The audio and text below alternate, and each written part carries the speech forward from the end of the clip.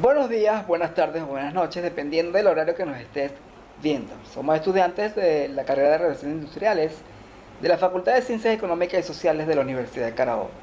Mi compañera Yaribel Alvarado y yo, quien habla para ustedes, Carlos Escalona, vamos a estar exponiendo sobre los nuevos desafíos de los actores sociales en las relaciones de trabajo frente al actual contexto mundial. Lo primero que hay que explicar es qué son las relaciones de trabajo. Las relaciones de trabajo son aquellas relaciones que se dan entre el trabajador, representado por el sindicato, el patrono y el gobierno. Que lamentablemente esos tres actores no han tenido muchas veces buenas relaciones. En mi caso, me corresponde exponerles sobre esa relación de trabajo que existió mayormente o de parte del patrono. ¿Okay? Durante la era agraria, durante la era artesanal, durante la era industrial, que es aquella era que está representada por las máquinas de vapor, no se ha visto buenos ojos, valga la redundancia, una excelente armonía entre esos tres actores. E inclusive entre la era de la información, que es aquella era que está representada por la computadora, tampoco se llegó a ver que existía o que existe una armonía, una verdadera armonía de parte de esos tres actores y más de parte del patrono. El patrono siempre se llega a ver con un liderazgo agresivo, un patrono bastante hermético, inclusive que el trato que les daba al cliente muchas veces era preferencial sobre el mismo trabajador, sobre el mismo colaborador. Según un autor llamado Daniel Pink, dice que estamos en la era en las puertas de una nueva era, que es la era conceptual. Esa era donde la experiencia suma valor emocional a nuestros productos y servicios. Este autor, en su libro Una mente completamente nueva, habla que las personas son el activo más importante y ese rigor con que muchas veces el patrono trataba a sus colaboradores, ese trato de mano dura, se habla dentro de este libro que ya no puede seguir existiendo y que mi colaborador o con los colaboradores son personas y yo debo darle un trato adecuado a mis trabajadores o a los trabajadores como personas. Es decir, cambia el liderazgo agresivo por un liderazgo de servicios, donde las personas constituyen el factor diferenciador para poder competir en la nueva economía, que es una de las cosas muy importantes. Hay otro libro, también estuve investigando, que se llama Empleados primero, clientes después, se lo recomiendo. Este libro habla sobre el salario emocional que tiene que darse los trabajadores. O sea, no solamente un salario monetario, porque se creía o se cree que el trabajador, por yo darle una remuneración en efectivo, en recursos, en dinero, ya con eso estoy cumpliendo los objetivos de ese trabajador. Y es totalmente falso. Entonces lo que habla es del salario emocional, que influye en las decisiones laborales, en cómo se relacionan las personas y en todos los diversos comportamientos que se tienen que tener dentro de la organización. Que estos salarios emocionales resulten verdaderamente efectivos, que estos incentivos deben tratarse como complementos al propio salario, no como sustitutos. Ahora, ¿cuáles son estas ventajas del salario emocional? Habla sobre la reducción del absentismo laboral, reduciendo sentimientos de frustración, ya que es un trabajador que sienta frustración dentro de la organización, puede ser, o poco probable, que pueda llegar a ser un trabajador productivo. Es decir, un trabajador que sienta la sensación de infravaloración, que no se sienta útil dentro de la organización, que no se sienta que está siendo realmente importante, yo creo que va a ser poco productivo. Es decir, esos diversos problemas de carácter psicológico entre los empleados que pueden provocar retrasos, esas llegadas tardes al trabajo, inclusive en bajas. Un artículo que estuve leyendo también, que habla del 75% de los motivos de las renuncias se relacionan con los gerentes o jefes directos. Bastante delicado porque esto es una cifra bastante alta, el 75%, repito, 75% de trabajadores que renuncian, no renuncian a la organización, no renuncian a la empresa, sino renuncian por motivos de su jefe directo. Bastante delicado y bastante fuerte esta situación. En conclusión, podemos afirmar que cuanto más motivados estén los trabajadores, mayor será su productividad y será más fácil para la empresa cumplir los objetivos establecidos. Para ir cerrando, hay un pensamiento de Charles Darwin que les voy a leer, que dice: la especie que sobreviva será aquella especie que sepa adaptarse a los nuevos tiempos. Si nosotros como estudiantes de relaciones industriales, de licenciados en relaciones industriales, no sabemos leer esos nuevos acontecimientos, no sabemos leer o interpretar esa nueva era, posiblemente vamos a seguir repitiendo los mismos errores y poco probable vamos a ser empresas, organizaciones verdaderamente productivas. Hola, buenas tardes. Continuando con las exposiciones, a mí me toca hablar acerca del gremio sindical y su rol en las relaciones de trabajo. Como ya hemos venido estudiando durante toda la asignatura, ya estamos en la capacidad de comprender lo que significan las relaciones de trabajo.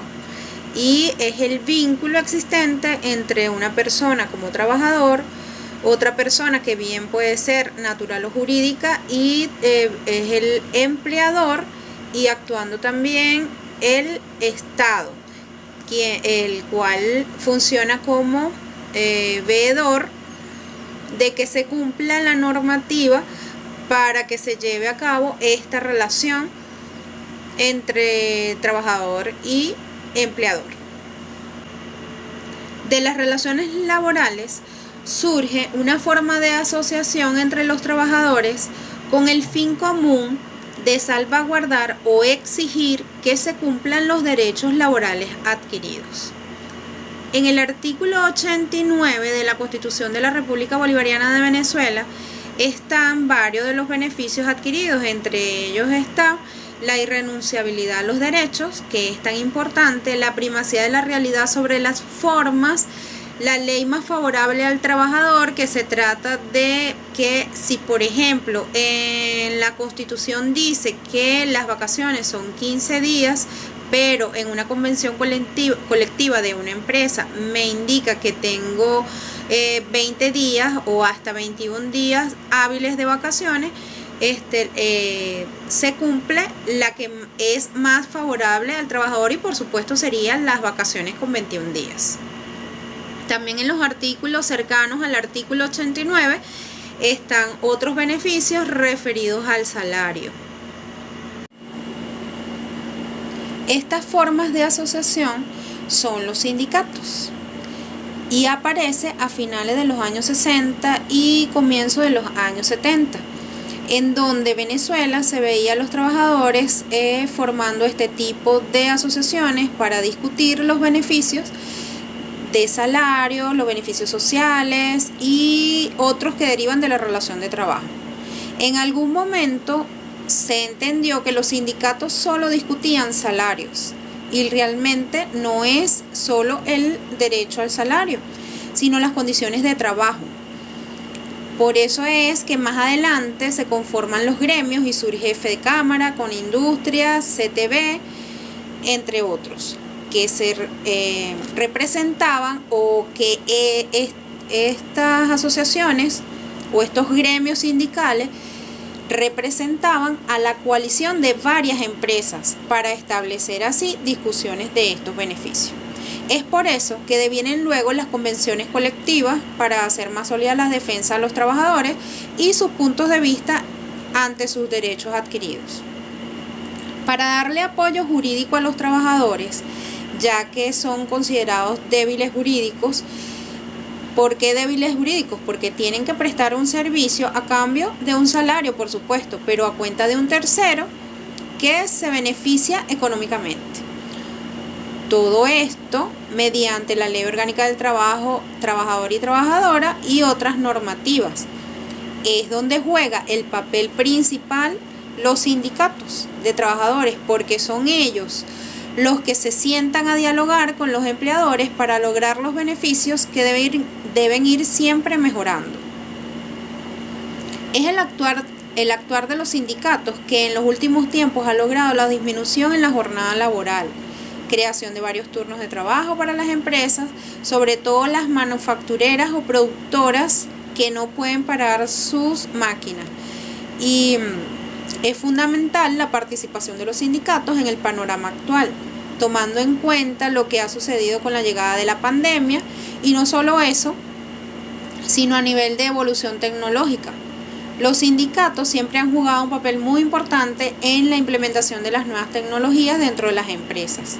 Por ejemplo, trabajos que anteriormente eran rudimentarios, ahora a través de esas nuevas tecnologías que facilitan tareas, se realizan con más dinamismo, menos esfuerzo y más rapidez. Por ejemplo, un office boy en una oficina o en una empresa era el que se encargaba de repartir las correspondencias por los diferentes departamentos. Ya esto desapareció porque ahora contamos o disponemos de correos electrónicos internos que desplazan ese tipo de actividad. No quiere decir que todas esas tecnologías llegaron a las empresas por los sindicatos, porque no todas las empresas contaban con sindicatos, pero sí fueron de gran ayuda en el impulso.